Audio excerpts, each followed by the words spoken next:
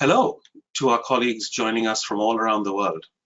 On behalf of the IFAP Academy, I'm Praveen Chopra, and as chair of the Academy's Scientific Advisory Committee, it is indeed my privilege to welcome all of you to yet another episode of Conversations with the Academy, which is under the aegis of the Academy's value-added programs. We stand today at the crossroads of a global challenge without precedent that demands that our researchers, policymakers, and governments address multiple dimensions which go far beyond the implications of this COVID-19 pandemic alone. And while vaccines have transformed public health, particularly since national programs for immunization first became properly established and coordinated in the early 60s, their traditional development typically requires years of research and testing before even reaching the clinic. But 2020 saw a seismic shift in our drug development paradigm as scientists embarked on a race to produce safe and effective coronavirus vaccines in record time. But what have we gleaned from along this journey? How can we leverage the learnings for improving public health measures and outcomes? And what are the implications on future drug development processes is something that we are all grappling with. And to guide us through this plethora of emerging scenarios, we are indeed fortunate to have a formidable faculty sharing their insights and expertise with us. Go to the next slide, please. Hit. And since we are gathered here today to be able to bring some light into the challenges that we face, and as we summarize the conundrums that we face in front of us today from our public health measures, let me introduce the faculty for you today. Next slide. Dr. Ottfried Kissner, who is the senior consultant and independent vaccine expert with around 3 decades in conducting scientific research in virology, largely devoted to vaccines, he's been responsible for their development, manufacturing, and licensure, which includes seasonal and pandemic influenza and SARS, among others. And the evaluation of these new antigen delivery and adjuvant technologies is something Ottfried has been driving through his career, and he brings to us this passion as we share some of his thoughts today. And next. And now we have Sunil Gupta. Dr. Gupta is a cardiologist who brings over 40 years of experience as a clinician, an academician, and a medicines development authority. He has this advantage of bringing a global, cross-functional, cross-therapeutic area repertoire, which affords him a singular advantage of driving integrated bench to bedside therapeutic guidance, policies, and practices to be able to make a change and promote patient care and outcomes, something that Sunil has been driving and still continues to drive as he faces the challenges of today. Next. And to bring up the culmination of where we stand today with some of the misinformation and how do we increase the awareness of our health outcomes, Dr. Kamlesh Thakur, who is a principal as his consultancy at Notting Hill, and his expertise spans the gamut of clinical pharmacology, product development, and medical affairs over 3 decades, having spearheaded many and several major therapeutic franchises for the biopharmaceuticals industry, successfully translating early development and pipeline innovation to launch delivery. So you can see between the 3 of them, years of experience, years of learning, and we are really privileged to be able to share that with them today.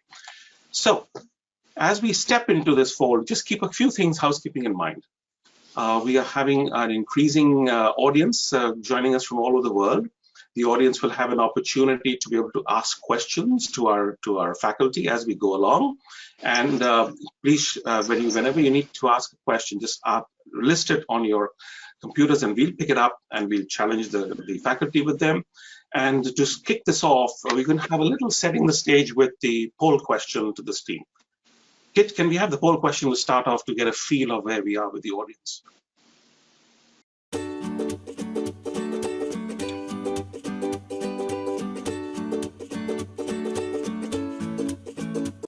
Aha. So as you can see from the audience perspective, already it's setting the stage of how some would like to be vaccinated, some may not, and a large percentage definitely accept, which already shows a sense of comfort and our challenges into where we are with the program going forward. And to set the stage with some of these learnings here, Kamlesh, would you have a thought right up front here about why, what you think? You just saw the fact that 67% are definitely going to accept being vaccinated and 30% would probably, there's already a fair degree of comfort in this. How do you attribute this even before we jump into this discussion? That's actually fairly significant, significantly positive compared to what we see in surveys when we do this, even with healthcare personnel. There is a significant amount of hesitancy there, so which is something that I will address when I speak. Great. Can we go to the next slide? We start off, and Otfried, we'd like you to be able to, and there's another question that's coming up to address, and can you put a poll question up here, which is important for us to set the stage for our understanding of our understanding of the platforms which are being created around as we speak. So can we put this poll question up to the audience?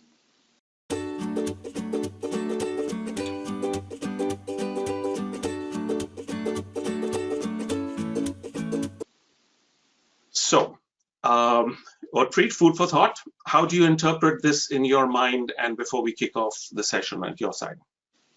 Oh, I'm really impressed because at least half of them are capable of identifying that all production methods are used. And what's really astonishing is that RNA vaccines are the most common, 97. I'm really impressed, but also the virus vector 64. So there must be a lot of communication within the community on the two new platforms producing COVID-19 vaccines. So I'm really impressed about the knowledge.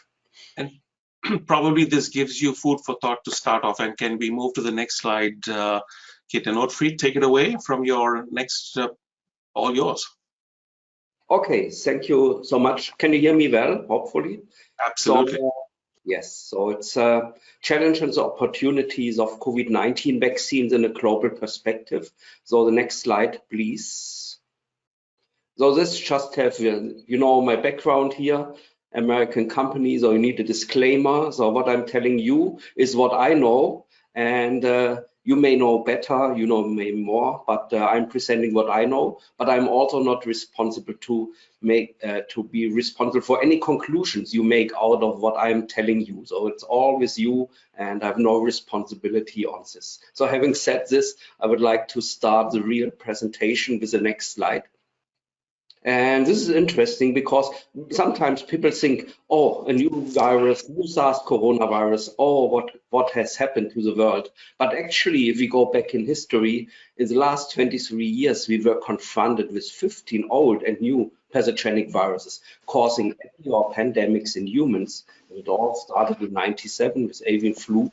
But already in 2002, we were experiencing the first SARS epidemic or even pandemic going worldwide with SARS in China, originating in China. And then in 2012, it comes to MERS, again a coronavirus transmitted by camels and dromedaries, but luckily this remain restricted to the region around Saudi Arabia. We have a couple of course, influenza viruses, alpha and flaviviruses, so it's quite a nice bunch, but concentrate on what we have. 2019, a new SARS coronavirus appeared, now called SARS coronavirus 2, following the SARS coronavirus 1 in 2002. So next slide. And this is an overview what I would like to introduce to you. First of all, the global impact of the SARS-CoV-2 pandemic to really show that it's a real pandemic. The global actions for vaccine development and distribution, which is really important to fight a pandemic globally, and the vaccine types of technology platforms. So you will hear a little bit more, but you have voted before knowing the background. But it was a nice introduction here, and then of course a conclusion at the final end. So next slide. Okay, and what you can see here is Johns Hopkins daily update on the cases. This is the last which was actual one which was in the presentation. So we have 111 million doses of cases, nearly 2.5 million deaths. And as you can see, it's really a global spread. So it's a pandemic. We have other dashboards from WHO, from countries, from CDC and so on. So this is the most representative one globally. And the next one, please. So the problem with SARS-CoV-2 COVID-19 vaccine is this vaccines against these old and newly emerging infectious viruses, such as pandemic influenza, SARS, MERS, or Ebola, they require efficient and fast development times, high production capacities, and fast licensing procedure. And as you know, usually the industry standard is having 15 to 20 years for vaccine development, a little bit more to get the capacities in the 100 million phases, and having about 18 to 24 months, sometimes even longer, for licensing. In a pandemic situation, this is all too long, too slowly, too inefficient. So what might be the solution? And actually, this is not coming up with 2019 with SARS-CoV. This has been already started in 2003 with the emergence of the avian flu of H5N1. And the main important thing here is the development and establishment of platform technologies, which can be utilized for the production of vaccines. There's a variety of different infectious agents and pathogens. And this is even above viruses. We're also talking about bacteria or other reagents like tuberculosis, malaria, and so on. So there's a lot of going on beside SARS-CoV.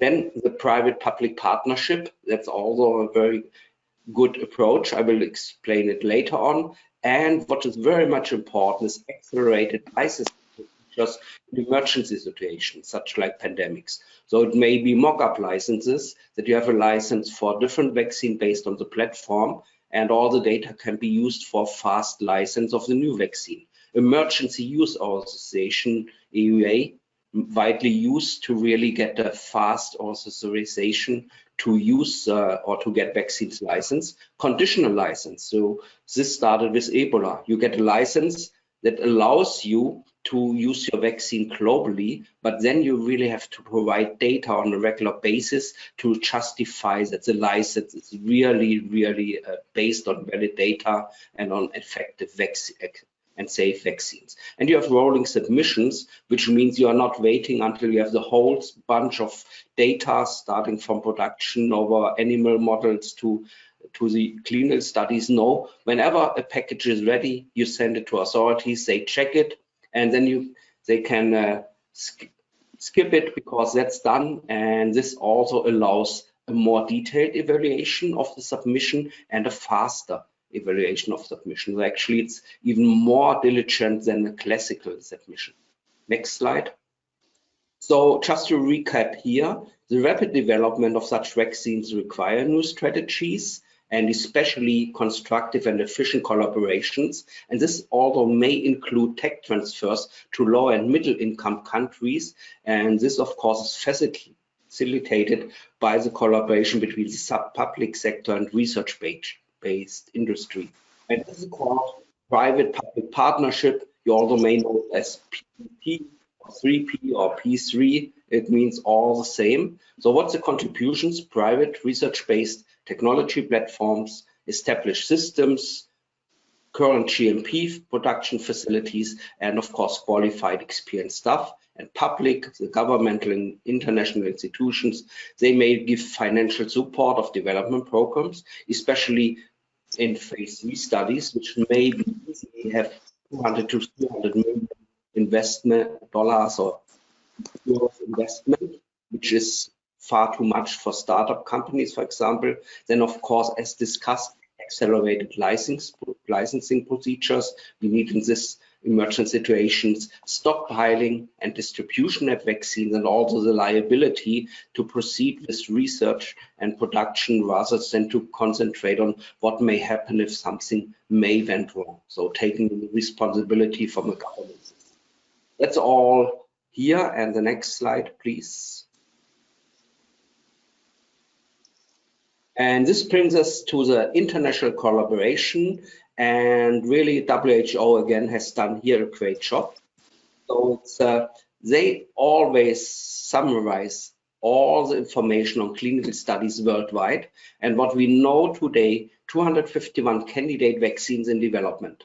70 candidate vaccines are in human clinical studies, 23 phase 1, safety and tolerability, 20 in phase 1/2 or phase 2, which is really looking for immunogenicity, because you may remember a vaccine may be very safe, you may be happy, but if it's not working, there's no use for this vaccine. So always take into account it should not only be safe, it also should be work. But it should also work in the field, and only to do it in the field is phase 2 or 3 efficacy studies in 10,000 subjects. And there we have 21 in phases. In the moment, it's more than 350,000 subjects already vaccinated, which is far beyond every other vaccine which we have experienced up to now. It's including already different risk groups, and we have a lot of experience already in the extended safety immunogenicity of these vaccines, and the pipeline is full, 181 candidate vaccine preclinical animal studies. And the good thing is here, and I have the link, you may use of it, you always can click the status here, not only on the vaccines, you also can click the status of the different clinical studies, including the study design, and then you have follow-up links to get for either efficacy or for the safety of the vaccine. So this is really a very good example that all information is transparent and available for everyone. Next slide. And this is a real good example. COVAX, an example for global cooperation, far beyond what we have expected in 2003. So it's a cooperation between CEPI, the Coalition for Epidemic Preparedness Innovations, Gavi, Global Alliance for Vaccines and Immunization, WHO, the World Health Organization, and in the background we have Bill and Melinda Gates Foundation, the World Bank, UNICEF, and so on. So it's a really global initiative, and they have an ambitious aim to having, let's say, access to COVID-19 vaccines worldwide and to end the acute phase of the pandemic by the end of 2021. And they're aiming for at least 2 billion doses of SARS coronavirus of COVID-19 vaccines. And we have heard yesterday already the first country, Ghana, has received the doses via COVAX. So this program is not only on paper, it's also working in reality. And we're looking forward on the success. Next slide, please.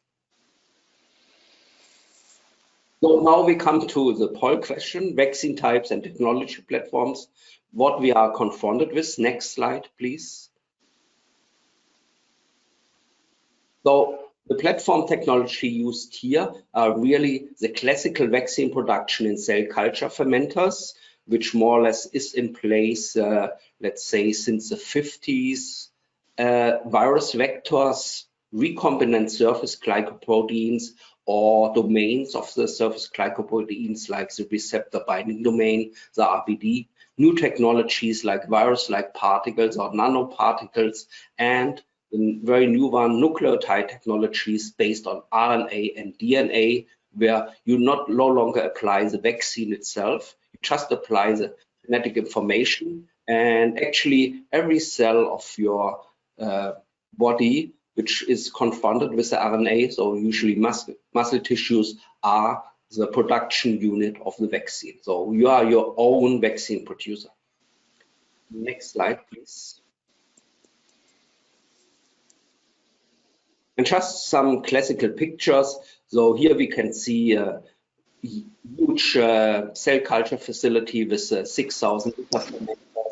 You can see how the cells are growing, the virus is growing with cells, and the small pictures in the middle. And then, of course, you have to inactivate it, to purify it. And this is all done. And this vaccine production you can use for whole virus vaccines, for split virus vaccines, for subunit vaccines, but also for live attenuate vaccines. So it really covers the whole program. And next slide.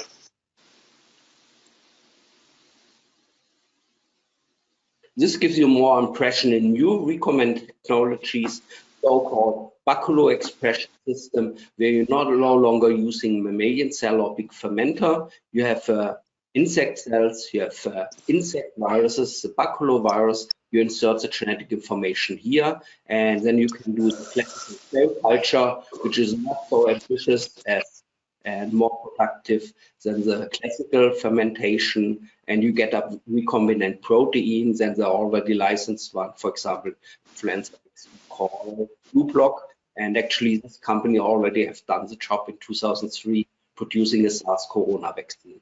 So familiar with this technology. Next slide. Okay, so this is just showing the nanoparticles. This is more or less having small particles based on iron. That's usually used in the nutrition industry, and then you can use it to produce kind of nanoparticles. So very clear, straightforward. Next one, please. And now we come to the reality. What do we know? Actually, we have today we have 6 licensed vaccines worldwide, and I'm just have summarized here the data from the different vaccines. So the first one is the mRNA vaccine from BioNTech Pfizer, COVID-19, called Comirnaty, and this has been shown to have an efficacy of 95%, and this is just copied out of the European licensure to have a head-to-head comparison on all the data available. The next one is Moderna, also an mRNA vaccine, and very comparable to BioNTech Pfizer, the efficacy of 94.9% in many 10,000 subjects. And the third one, the first vector vaccine license, is AstraZeneca, the COVID-19 vaccine, which has an efficacy of 59.5%, which looks a little bit less, but finally, as we know already for other vaccines and for influenza, vaccination here is better than no vaccination. And although you are not fully protected against infection, you're still fully protected against having disease bringing to the intensive care station unit or even to the risk of dying. So next slide, please. There's another one, the so-called Sputnik 5. You may heard about it. This has again efficacy of 91%. So it demonstrates that vector vaccines can be as good as mRNA vaccines. And there's a second one in the pipeline, Johnson & Johnson, also vector, very comparable to this Sputnik 5 vaccine based on adenoviruses. And we expect in the next 2 weeks license, at least in Europe. We then have, of course, the Chinese vaccine, Sinovac, for example. That is an interesting point that the efficacy is ranging between 90% and 50%, and there's investigations ongoing. But if it may have to do something with mutants, if it have the clinical study design, or what's going on. So what we really can see, there are global investigations to really evaluate what these vaccines are doing, and also how they perform in different regions of the world. And finally, the Sinovac, the Sinopharm vaccine, and this has an efficacy of around 80%. So actually, interesting. We have so many different platforms. All platforms deliver effective vaccines, at least 60%, even up to 90%, more than 90%, and all are safe. And there's not a single vaccine approach which has failed until now. It's really, really impressive if you look at compared to other vaccines. So next slide. So good. Okay, that last slide, the conclusions. I think we already have it. We have the platform technologies, all are working. We have the private-public partnership, this is working. We're delivering already vaccines in low and middle income countries, and we have accelerated license procedures, and hopefully we will have the lessons learned to be even more fast and more effective in the next pandemic. Thank you very much. Thanks, Wilfried. I think we're going in and out from the audio, but if the audience is having some problem, please let me know. But here's a very interesting question that's come up, Wilfried, and maybe Sunil, you can follow that up too. Which I said, very relative to the studies being conducted all over the world. You've given examples from various countries. How will this regional variable variability in both vaccine approval, vaccine distribution, and vaccine acceptance affect the eradication of COVID on a global basis? Where do you see the challenges? The challenges is really, first of all, to get the whole population vaccinated, which is a real challenge because we're talking about 8 billion people and we need 2 doses, which means 16 million doses we have to apply. And we also need, let's say, effective vaccines, which may work against mutant forms of the virus, which will appear. But finally, we already have some indications. We can check again the WHO website and we can make, let's say, predictions which vaccines may be used against mutants, if they have covered the whole surface glycoproteins or which only are restricted RPD. And we have the chance to react globally with new variants, really taking vaccines to these regions, doing like ring immunizations to fight the mutants rather than vaccines against the mutants. Sunil, in your experience, when you see this globally, would this affect the acceptance and the approval of the vaccine in different regions as well? Yes, definitely. And we already have seen it with AstraZeneca because South America was not happy with the AstraZeneca vaccine being not effective enough against South African mutant, and they changed to the mRNA vaccines. So I think what we see here the first time also is, let's say, a very fast responsiveness on what we have seen on global data and the high flexibility in changing the vaccine recommendation and use. Great, but so Sunil, do you have a thought before we jump into your presentation as well? There are 2 ways to address that question, Parveen. One is the scientific basis. We know when any drug, medicine, vaccine device is developed, we have global trials. And in the global trials, they are collated into one integrated summary of efficacy and summary of safety. And that is what gives you the approval.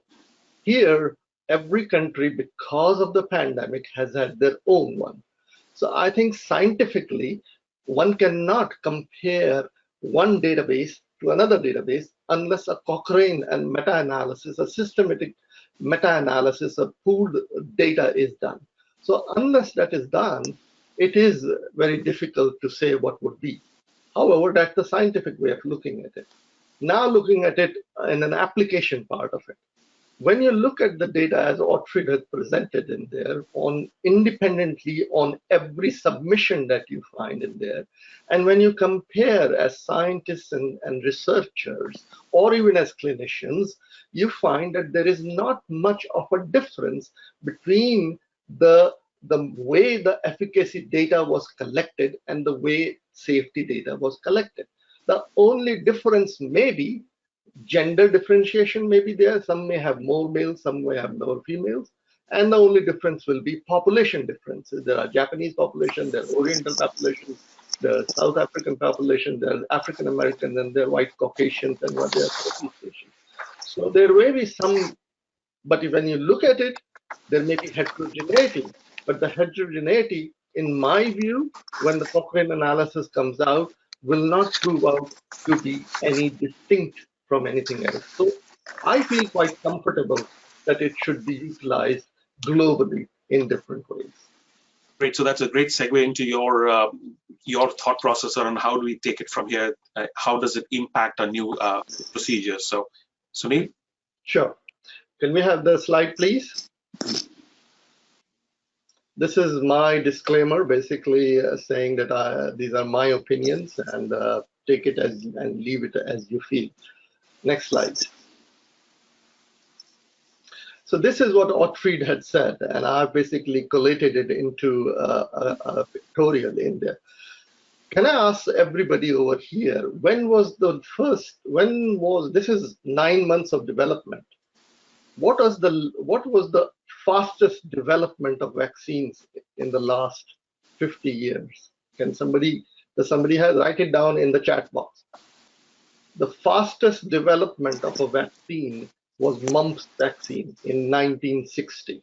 If you Google it, if you find it, you will see it took 4 years to develop. Okay, and this is 9 months. So now, why is 9 months so important? My next question to you is very simple. Has anybody shown at any time that a vaccine developed in a pandemic can change the pandemic or can reduce epidemic? Again, look at it, but I'll give you the answer. If you look at New York Times in 1947, smallpox vaccination was started, and one municipal council bureaucrat basically found that, followed the person all the way down to the Florida Panhandle, and everybody in that place was vaccinated, and it completely curbed the vaccine. The next question is, we have vaccination. Does the vaccination actually flatten the curve of the pandemic? Well, we'll see. I'm pretty sure this is going to be a business case from Harvard. Somebody will have to look at the real world evidence, but there is evidence that if you have herd immunity, the pandemic should go down. The numbers in herd immunity may be different for different people. Some say 50%, some say 90%. But at some stage, the real world evidence will be collected in there. At this stage, one of the important things in global development you have to look at is, can anybody else develop a vaccine within the pandemic stage? Everybody developed vaccine because pandemic was happening. We developed double-blind studies. Should we be doing double-blind studies in pandemic situation? After all, a vaccine is to develop antibodies. So why are we comparing it? Thoughtful answers.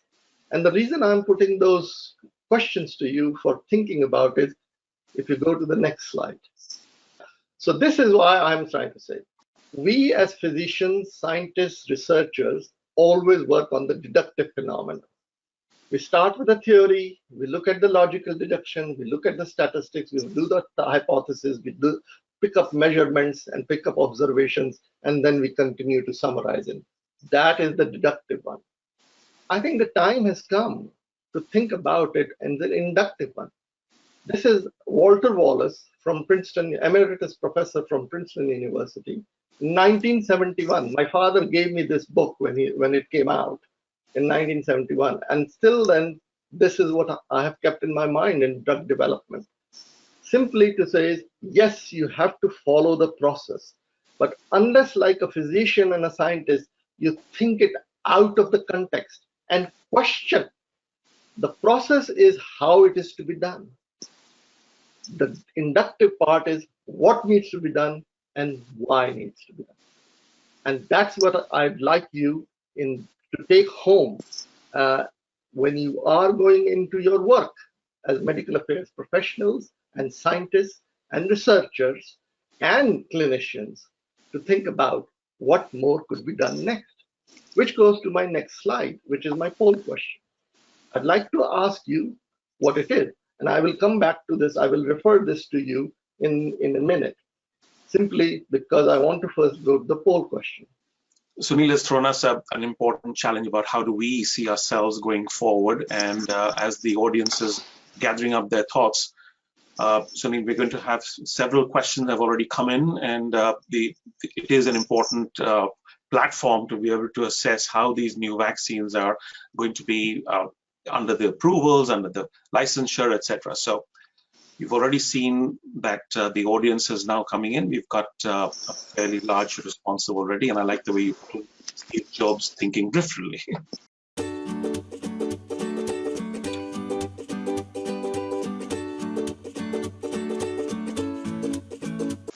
So Sunil, how do you interpret this? This is an interesting one. It's more or less balanced in all four in there. Okay, can you go back to the slide, please? The previous slide, Kit. Okay, what if I was to put a sentence over there, none of the above? How would you respond? Would anybody say, I wouldn't respond? Even if I find one person in the chat says, I won't respond, I'll move on. None of the above. I think we may as well pull the audience and go forward with what is. Let's go, keep going. All right. Well, if you said none of the above, then I am the only person who says none of the above. Why am I saying none of the above? I say none of the above only because, as I said to you, according to the Walter Wallace Wheel of Science, okay, it's a logic of science, is to look at not how we are going to do that, but question what we are going to do next and why we are going to do next. And that is those two important scientific questions that we need to answer. To answer that question, what we have to look at what is the final product we want, what is the final answer we want, and run it backwards.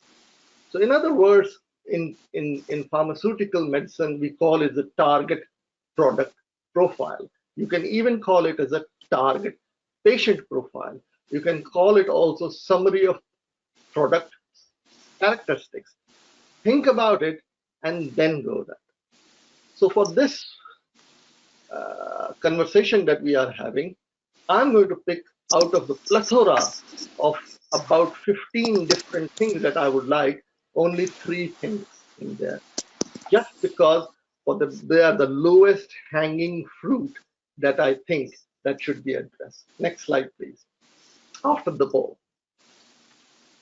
And Sunil, while this is done, I think just to focus on some of the important questions, you're already going to be addressing this, because one of the important questions coming in are that there's so many mutant forms of the virus emerging that might require other vaccines. You read my mind.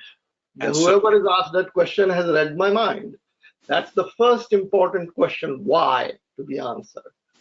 Now, Ottfried has mentioned a number of things, and he's talked about baculovirus, also talked about nanoparticles in there as well. Yes, it is important to address that. You see, coronavirus is a very slow mutant virus. We have had, as Ottfried told you, evidence collecting and information on vaccine development on different coronaviruses as well as other viruses for the last 23 years. And so we were right there at it to go into messenger RNA. If coronavirus happened 10 years back, would we be able to have a vaccine in 9 months? I think not, because we didn't have that knowledge about messenger RNA. It came in when we were talking about oncologies and things, and that started building various things. Now, coming back to the question about mutants. Yes, mutations happen. Mutations' behavior is going to be different as well. Yes, whether the transmissibility or whether the severity of the disease is going to be similar remains to be seen. The only place at the moment that we have is there's a difference that is absolutely known is the South African mutant. In California, we have a mutant. In the last 1 week, we have a California mutant which is considered to be highly transmissible. It is transmissible, but it's causing asymptomatic disease. It's not causing fulminant coronavirus with acute respiratory distress syndromes or multi-organ failure. So how will that happen, and what will that happen? We don't know.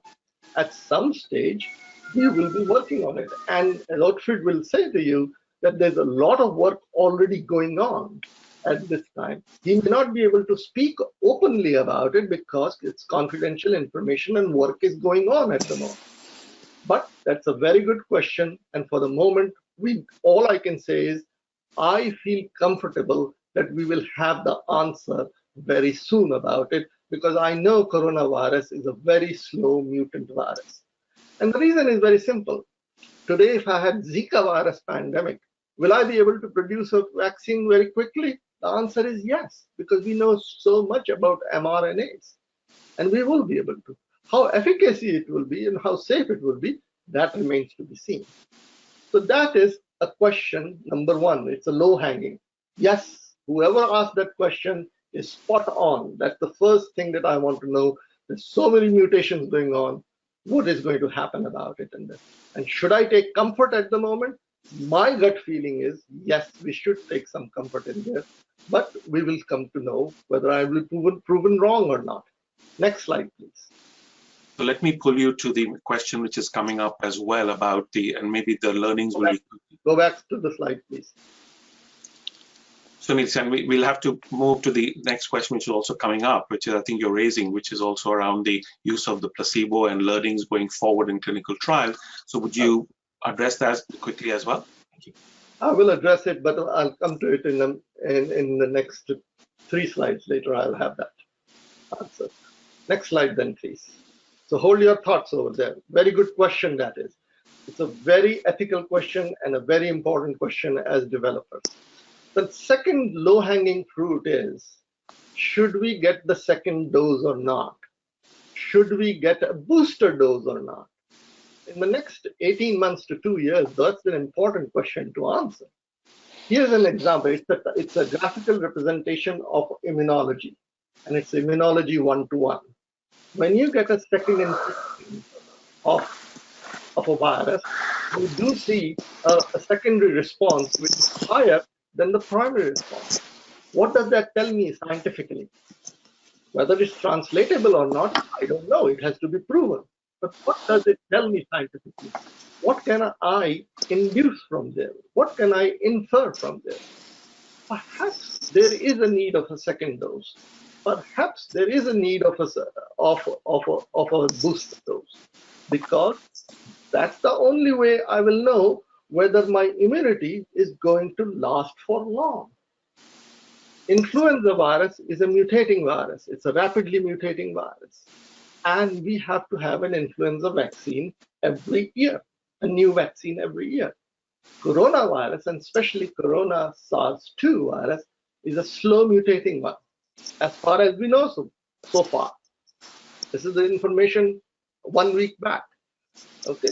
Because of that reason, it may be necessary that we may not need repeat one, but it may be necessary to have a booster dose. We get booster doses for typhoid. Why not here? So a good question, but low-hanging question we need to answer so that future pandemics don't happen, future epidemics don't happen. And that is a question, a good one to respond to. You should really look at. Pull you into the second part because you're slowly running into the last 15 minutes. Questions are coming up, and we also need to bring in a little bit of the awareness and questions around what are the learnings, can be really, what are the needs for vaccine hesitancy as coming along. So let's keep addressing this. And I'm just to the audience, there are lots of questions.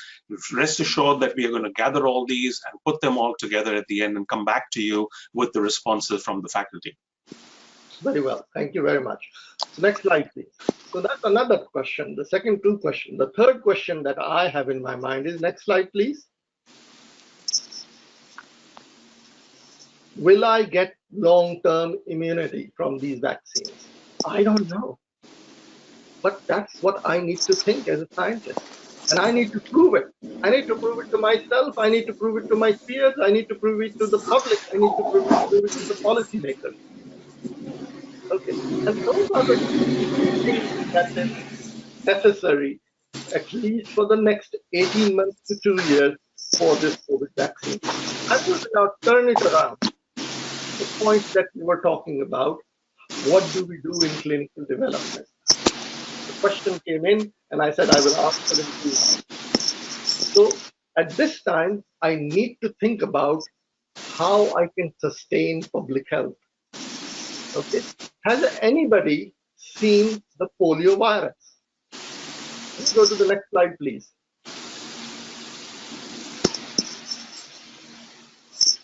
Okay. Has anybody seen a picture of polio virus? Google it. Look at it. It looks exactly the same as coronavirus. It's got the similar kind of, it's not the same spikes, but it's got similar spiky things in there. Looks same. It's a virus. So at the end of the day, when we have to design the studies and work on the studies, we have to go through exactly all the paraphernalia that we need to go, the processes. The processes will still be the same. They may be overlapped. Why did we bring it up in 9 months? Because we poured, philanthropic organizations, government poured billions of dollars in there.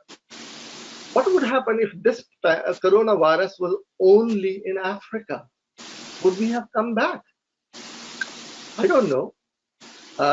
Ottfried mentioned coalitions. CEPI is a very good coalition with Belinda and Bill Gates, with Warren Buffett, with Bezos joining in there, and 8 countries in it, not United States. But they are looking at the viruses and they are looking at it. Okay? Ebola virus is one virus which is only in Africa. How many countries are making Ebola virus vaccines? None. There's only one company that has got stockpile of Ebola virus vaccine, Merck. If today an endemic or pandemic happens, Merck can flood the market with Ebola virus in there. So work is going on really hard. The process of development will remain the same, but we have to think about what is the lowest hanging fruit, triage it, and then move on in the drug development. This drug development and vaccine development is changing the world.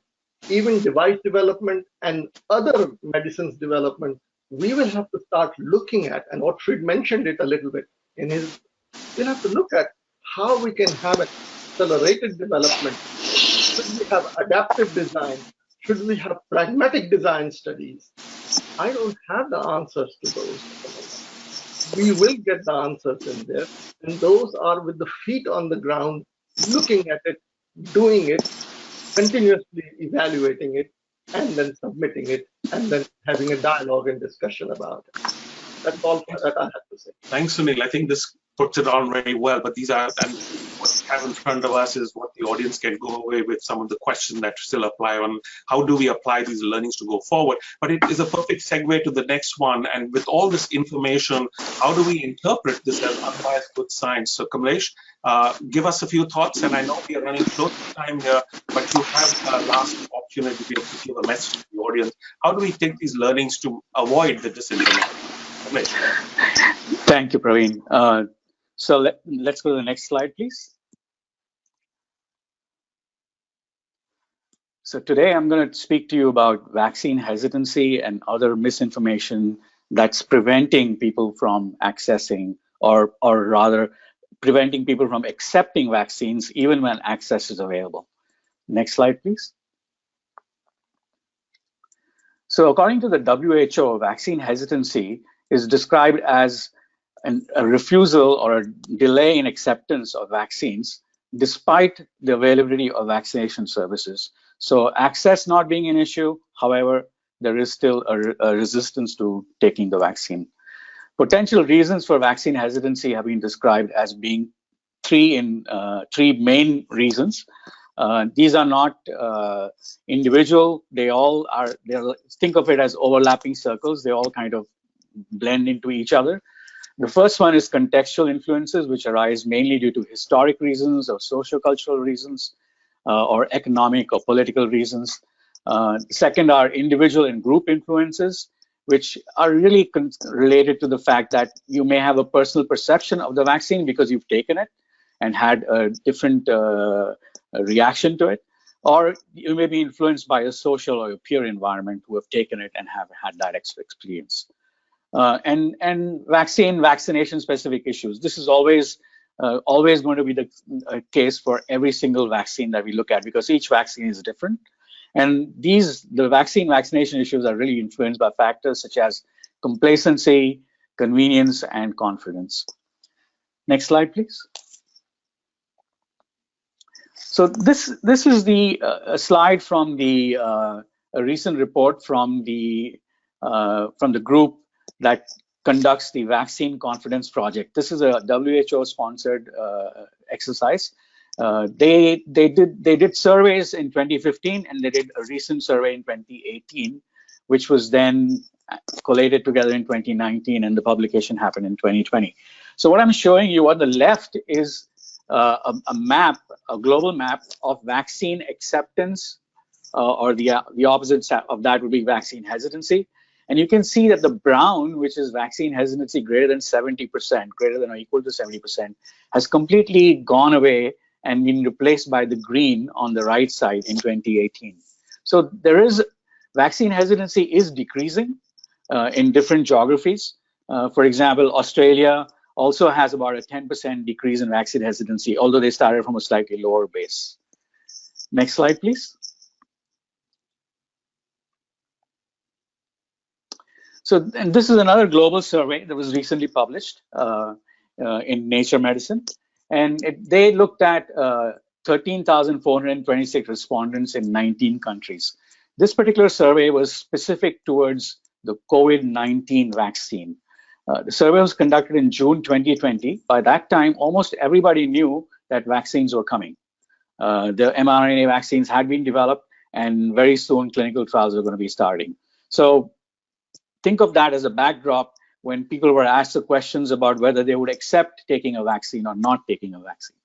And what you find is quite a contrast between the countries on the left side of the screen and the countries on the right side of the screen. On the left side of the screen, in the red box, I've noted 4 countries: China, Brazil, South Africa, and South Korea. All of them have vaccine acceptance rates, and so vaccine acceptance rates in the 80%, 80 to 89%. So which means very little vaccine hesitancy. On the right side of the screen, with the red box in there, I've highlighted 3 countries: France, Poland, and Russia. And all 3 of these countries, vaccine acceptance rates is in the 50s, 55 to 59%. So much greater vaccine hesitancy in these countries.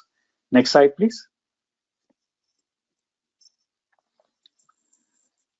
So this is now the next 2 slides are from the US, and this is a slide from the Centers for Disease Control, or the CDC. They have surveyed a representative group in the US, about 541 US adults 18 years and older. And what they found is that there is an increase in vaccine acceptance, about 10% increase when you consider all adults, which is the bar graph on the right side of the screen.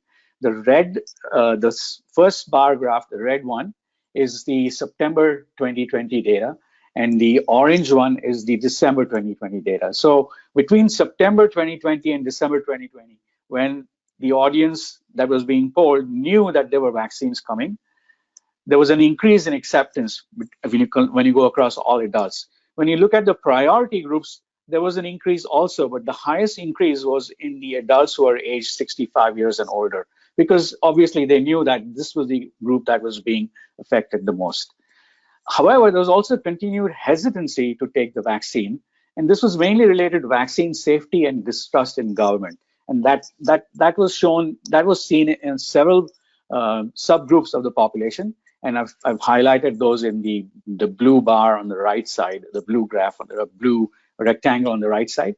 Younger adults, women, adults living in non-metropolitan areas, and so on. Next slide, please.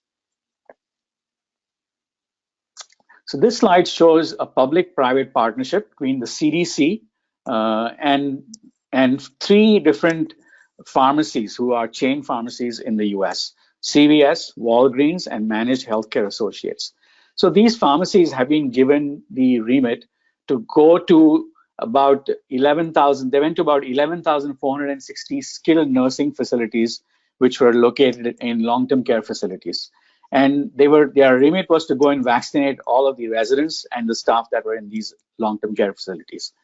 And when the data was plotted, it was quite surprising. On the left-hand side, you see the plots for the percentage of residents vaccinated. Amongst the residents, about 78% of the residents all received at least 1 vaccine dose. So there's very high acceptance rate in the residents.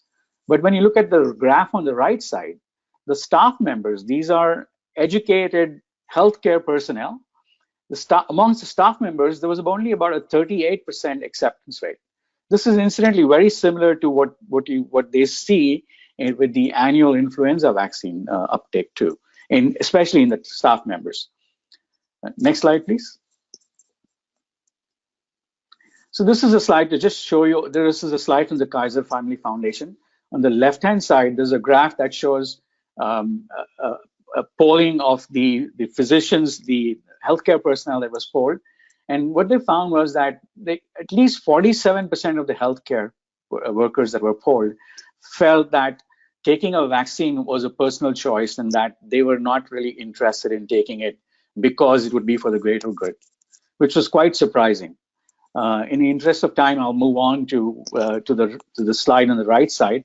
The right side is just a slide to make the pharmaceutical companies feel good about this.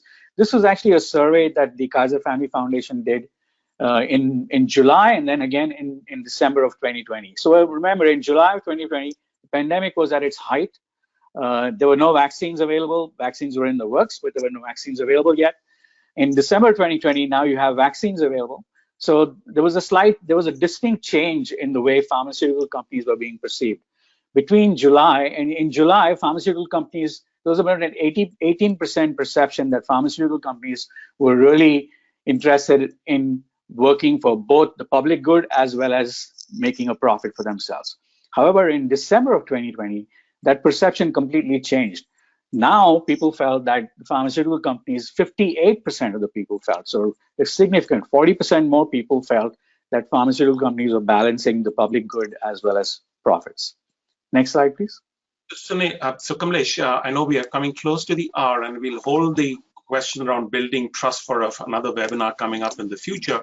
Let me close with one question for you and, sure. and from the audience that has come in, and they ask about what do you see and what is your opinion is the profile of the COVID-19 refuser? And that's a happy note to close on, and we will bring in next time, we'll bring in all the trust for the building trust. How do you, Thank you. That's fine. I mean, what you really saw in the COVID-19 with respect to COVID-19 vaccines was that there were two things that stood out. There was a hesitancy related to the fact that the vaccines were all developed very quickly, and we don't know enough about the safety of the vaccine. So there were vaccine-related issues. And then there was a hesitancy because of government and institutions, trust in governments and institutions. And some of it in the US, there was a lot of political discourse about the use of vaccines, the use of masks, and so on. And likewise, in some other countries too, people got tired of the lockdowns. And so these were the two overriding factors that stood out. One was trust in vaccines, the other one was trust in governments and institutions. Great, and Kamlesh, that really brings up an important question, is that what is going to be very critical to build this trust? And without, in your mind, what do you think is going to be the top of mind issue to help dispel this? Thank you. So very quickly, with respect to vaccines, I think we need to point out the fact that I think some of this has been mentioned by Ottfried and by Sunil in their talks too.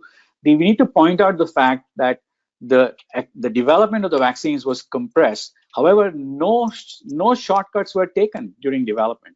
Everything was done at risk. Everything was done in parallel. Wherever possible, things were done in parallel, and things were done at risk because there was money available to take that economic risk and go ahead with this. And that was one thing behind the vaccine. So we have to create a narrative saying that and let the public know that there was no shortcuts taken during the vaccines, development of the vaccines. There were some solutions special solutions that were created in terms of regulatory reviews, such as rolling reviews, as Ottfried also mentioned. And there were some other things such as manufacturing at risk. However, nothing related to the vaccine, everything related to the vaccines was done using guidelines that are current and international guidelines and national guidelines. And with respect to trust in government, I think we need to get trusted intermediaries like, say, the President of the United States, the President of the EU, maybe celebrities like David Beckham, maybe Oprah Winfrey, talking about show them taking the vaccine and talking about how safe it is and then how they don't feel anything about taking the vaccine, that they're very happy and proud and they think that it's a civic duty to take the vaccine. Thanks, Kamlesh. You brought it all together in a beautiful fashion as to how we can learn and build and go forward. But there's a lot of information that we need to be able to share with the audiences and with our customers, and especially the patient and the advocacy groups as we go along. Thanks so much. And I guess what we're going to do now is to bring you on the spot for the next session that is coming up, where we are, and this is to welcome everyone and to make sure that the conversation around vaccines is going to continue. The next time we are also going to hold one which talks about the ethics behind the vaccine and the policies. And this is a nice way to be able to close and thank our current panel for having laid the groundwork for what offers to be a whole series of conversations as we go along the road. It behoves me to now thank everyone, the audience all over the world. You have been very patient and audience that has been challenging with lots of questions. We have taken this as an opportunity to record all the questions that you've given. We will go back and put it all together and come back to you with some solutions. At the end, I must thank Oddfried, Sunil, Kamlesh for taking us through this story as we realize it's just the beginning. It's just the beginning of how we are stepping into a world where a lot more information needs to be gathered and shared and learned. And really appreciate your partnering with us today. And it also behoves me to thank the operations team for putting together a conversation of this nature, which really helps us build as we go forward, not only from what we've learned and where we're going to go from here. On this happy note, thank you, everyone. Have a lovely day for wherever you are, and all the best.